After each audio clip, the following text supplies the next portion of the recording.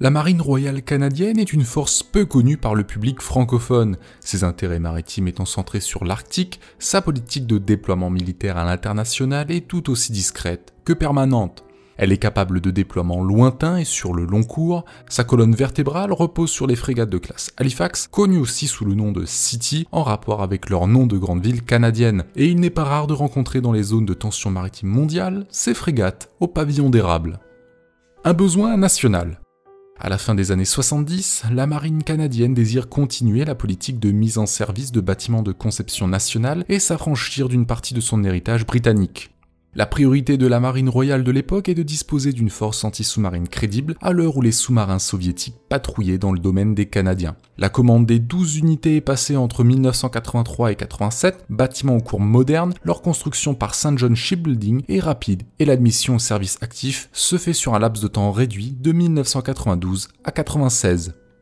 Un navire multimission avant son temps.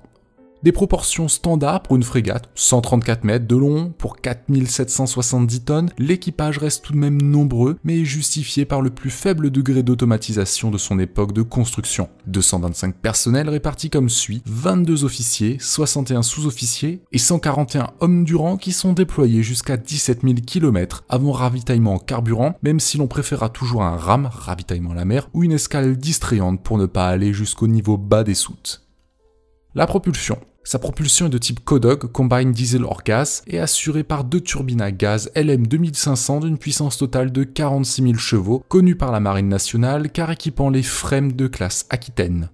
La propulsion diesel est assurée par un unique diesel Pilstick V6 de 8800 chevaux, le tout donne un très appréciable 29 nœuds, la génération électrique, autre facteur principal de résilience, possède une solide redondance grâce aux 4 diesels alternateurs Telefunken de 850 kW chacun.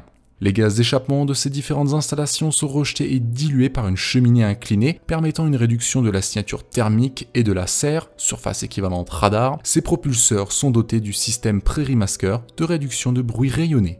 D'une durée de vie initiale d'une trentaine d'années, la flotte voit le financement de programmes FELEX, Frigate Life Extension, étendre de 10 ans supplémentaires leur présence dans l'inventaire canadien. Cette révision comprend aussi l'installation de nouveaux radars, de l'heure plus moderne, et d'un système numérique d'aide au commandement, notamment dans la gestion de la lutte contre les sinistres et les avaries de combat. Les capteurs. La dernière version en service des Halifax est un bon équilibre entre senseurs et armement avec orientation ASM, c'est-à-dire anti-sous-marin. Thales fournit le désormais célèbre radar SmartS Mark II 3D couplé à un 6 girafes de SAB. Ces senseurs de veille surface-air sont renforcés par l'intégration de l'IFF Mode 5, Identification Friend or Foe, et l'arrivée de la performante Liaison 16. Sa suite sonar comporte le sonar de coque SQS 510 et surtout le VDS Variable Depth Sonar SQR 501. Expliquons succinctement l'impact du sonar à immersion variable sur l'efficacité ASM d'une frégate. Tout d'abord, comprenez bien que la détection d'un sous-marin est basée sur le principe de la bathyscélérimétrie. En d'autres termes, la vitesse de propagation du son dans l'eau. Cette vitesse et la forme que prendra son trajet dans l'eau dépend de multiples facteurs comme la température de l'eau, sa densité, sa salinité ou encore l'état de mer. Vous comprendrez donc que chaque saison et chaque endroit du globe a une bâtie. La propagation du son peut être en surface ou en profondeur, ou les deux dans des intervalles rapprochés ou très éloignés, comme pour le phénomène de résurgence.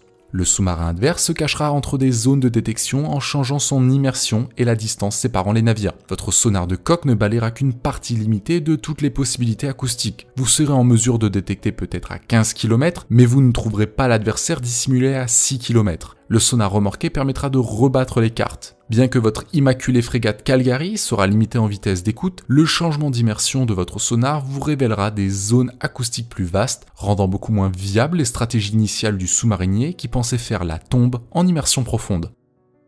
Son armement.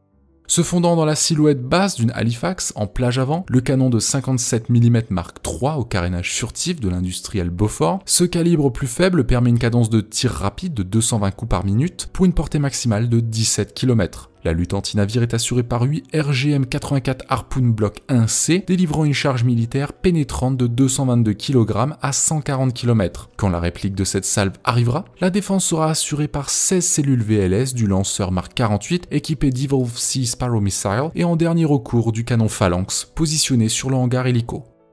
Si la menace s'avère sous-marine, le commandant pourra décider du déploiement de son hélicoptère CH-148 Cyclone jusqu'à un état de mer 6 et peut-être la mener dans son volume de tir pour délivrer une des 24 torpilles Mark 46 Mod 5 par l'un des 4 tubes de 324 mm de sa bord.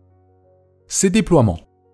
Les frégates classe Halifax sont des habitués des déploiements lointains, par exemple en devenant le navire amiral d'un groupe maritime permanent de l'OTAN, numéro 1 ou 2, une mission de 6 mois exigeante pour l'endurance du bâtiment dans l'Atlantique ou la Méditerranée et demandant une grande capacité d'interopérabilité pour l'équipage amené à travailler avec les marines européennes. Des missions plus denses ont été menées dans le cadre de l'opération Sea Guardian et du SNMG-2 Standing NATO Maritime Group No. 2 en Méditerranée. Le déploiement pour ses premières heures de vol sur un théâtre d'opération de l'hélicoptère Cyclone a permis de valider le mariage entre l'aéronef et son porteur dans l'un des environnements ASM et électroniques les moins indulgents du monde. Participant à toutes les coalitions et opérations ayant été validées par l'ONU, les frégates canadiennes sont une petite mais persistante partie des échiquiers navals. Leur savoir-faire est démontré régulièrement par des tirs d'armes complexes, notamment lors de leur obligatoire participation annuelle à l'exercice RIMPAC. En 2019, plusieurs Evolved Sea Sparrow ont été tirés, et en 2020, c'est la Regina qui fut mise à l'honneur par l'exécution d'un Synkex, littéralement s'exercer à couler, avec 2 missiles anti-navires Harpoon. Pour conclure, 12 frégates pour une façade maritime colossale, 12 fondements d'une politique étrangère sur l'intégralité du globe, spécifiquement conçus pour la classe des sous-marins, leur capacité hauturière et haute intensité est relative. Leur efficacité tient dans leur polyvalence, la qualité de la formation des marins canadiens et l'intégration des Halifax dans des opérations conjointes. Étirée entre Colombie-Britannique et Nouvelle-Écosse, cette épine dorsale canadienne aura-t-elle les reins assez solides pour tenir face à la montée en puissance chinoise et russe?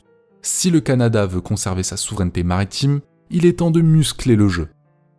Cette vidéo est terminée, mais si elle vous a plu, n'hésitez pas à mettre un j'aime ainsi qu'à vous abonner, c'est gratuit et cela nous aide grandement à développer cette chaîne et continuer à vous proposer du contenu hautement spécialisé, et cela gratuitement. Nous tenions à vous remercier, vous, les dizaines de milliers de personnes qui regardez tous les mois nos vidéos écrites par des experts dont l'objectif est de rendre accessibles gratuitement les informations et les actualités du monde de la défense, tout en vous partageant des images de qualité, des technologies militaires, et le tout bien évidemment de manière apolitique et sans prise de parti. Pour nous aider, vous pouvez mettre un j'aime et vous abonner, cela indique à YouTube que vous appréciez notre contenu et permet de le partager ainsi au plus grand nombre.